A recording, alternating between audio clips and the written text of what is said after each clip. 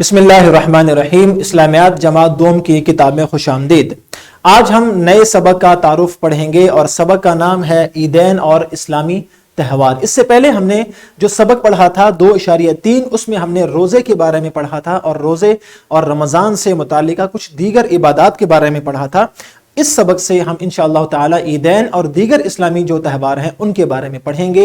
ईद उल फितर के बारे में पढ़ेंगे, इसको छोटी ईद कहते हैं, जिसको मीठी ईद कहते हैं, और ईद उल अज़हा जिसको बड़ी ईद कहते हैं, उसके बारे में आपके सामने कुछ मारूज़ात रखेंगे और कुछ नई मालूमात हम मिलकर पढ़ेंगे। उसके बाद इस्लामी त्यौहार जो दीगर हैं उनके बारे में भी कुछ मुख्तसर मालूमात इंशाअल्लाह ताला मिलकर पढ़ेंगे। सबसे पहले हम देखते हैं इस सबक के एसएलओज़ यानी हासिलात ताल्लुम को। इस सबक के जो हासिलात ताल्लुम है उनमें से पहला हासिल ताल्लुम है ईदैन का तारुफ हासिल कर सकें, यानी दोनों ईदों का। ईदैन मतलब दो ईदें, छोटी और बड़ी, यानी ईद उल फितर और ईद उल अज़हा। उसके बाद ये जान सकें कि रमज़ानुल मुबारक के बाद ईद उल फितर आती है। ये जान सकें कि ईद उल अज़हा ज़िलहज के महीने में आती है।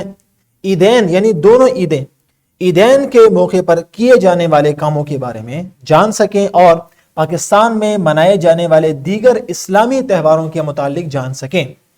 तो गोया कि इस सबक में हमने कुल 3 चीजें पढ़नी है। नंबर 1 ईद उल फितर, नंबर 2 ईद उल अज़हा और नंबर 3 दीगर इस्लामी त्यौहार जो पाकिस्तान में मनाए जाते हैं।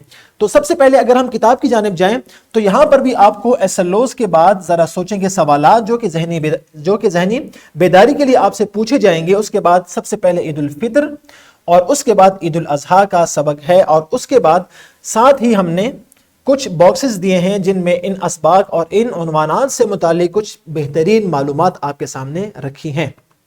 उसके बाद ईद के दिन क्या काम करने चाहिए और किन किन कामों से बचना चाहिए, कैसे गरीबों का ख्याल रखना चाहिए और ईद का दिन कैसे गुजारना चाहिए, ये तमाम बातें इंशाअल्लाह ताला इस सबक में आपके सामने रखेंगे। और आखिर में इस्लामी त्यौहार का उन्वान है जिसके तहत हम कुछ दीगर त्यौहार भी आपके सामने रखेंगे कि इन त्यौहारों को कैसे मनाना चाहिए और कैसे इनका ख्याल रखना चाहिए और किन आदाब का ख्याल रखते हुए ये इस्लामी त्यौहार मनाने चाहिए। ये QR कोड इंशाअल्लाह ताला आपके लिए वीडियो देखने और हल शुदा मश्क का जरिया बनेंगे। सबक के बाद आपके सामने हैं अल्फाज और उनके मानी, जिसमें नए या मुश्किल अल्फाज के मानी आपके सामने लिखे गए हैं। उसके बाद आगाज होता है मश्क का, और मश्क में हस्बे मामूल जैसा कि आपको मालूम है पहला सवाल होता है सुनना और बोलना का, कि असातिज़ा किराम ये तमाम सवालात बच्चों से पूछेंगे और इनके ज़बानी जवाबात बच्चों से लेंगे। इन सवालात को बच्चों से लिखवाना नहीं है। अगला सवाल है दुरुस्त तरीन जवाब का इंतखाब करना है। आपके सामने एक जुमला है जिसको मुकम्मल करने के लिए 3 मुमकिना जवाबात लिखे गए हैं, जिनमें से सिर्फ एक जवाब दुरुस्त है। आपने उस दुरुस्त जवाब का इंतखाब करना है। उसके बाद अगला सवाल है कालम अलिफ को कालम बे से मिलाना। यह एक आसान सा सवाल है जो कि आप सबक पढ़ने के बाद इसको यकीनन आसानी से आप इसको हल कर लेंगे।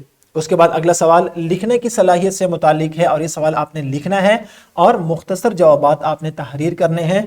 ये तमाम सवालात आपको इंशाअल्लाह ताला इन एसएलओज़ के पढ़ने के बाद आप आराम से हल कर लेंगे। और साथ ही आपको नजर आ रहा है घर का काम। सबक को अप्लाई करने के लिए और उसकी एप्लीकेशन के लिए सरगर्मियाँ मौजूद हैं जो कि आपने घर में, कमरा जमात में या स्कूल में वालिदैन की मदद से या असातिज़ा किराम की मदद से आपने सरगर्मियाँ आपने करनी है। और उसके बाद एक अमली मंसूबा जो कि इस सबक की तफहीम के लिए निहायत मुफीद साबित होगा। असातिज़ा किराम के लिए कुछ रहनुमा निकात यहाँ मौजूद हैं जिनका मुताला यकीनन उनके लिए मुफीद साबित होगा। और आखिर में हमने आपके लिए कुछ मज़ीद पढ़ेंगे, कुछ लिंक्स दिए हैं जिनकी मदद से आप इस सबक के मवाद और एसएलओज़ के बारे में मज़ीद अगर पढ़ना चाहते हैं, देखना चाहते हैं या सुनना चाहते हैं तो इन लिंक्स की मदद आप ले सकते हैं।